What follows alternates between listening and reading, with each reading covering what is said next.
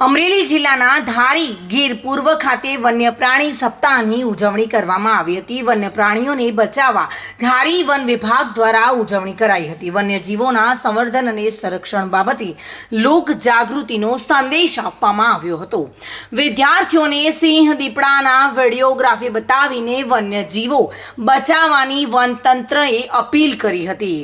ધારી સસૈયા range દ્વારા કેસરી સદન લાઈનપરા ખાતે વન્ય પ્રાણી સપ્તાહની ઉત્સાહભેર ઉજવણી કરવામાં આવી હતી, જેમાં વન્ય પ્રાણીઓના સપ્તાહની ઉજવણીમાં ધારી વન વિભાગ દ્વારા સંવર્ધન અને સંરક્ષણ બાબતે લોક જાગૃતિ સંદેશ પણ પાઠવ્યો હતો અને વિડીયોગ્રાફી દ્વારા તમામને વન્યજીવોને કઈ રીતે બચાવવા તેવી વનતંત્રએ અપીલ કરી હતી। સંજય વાળા સાથે bureau report, today Gujarati news.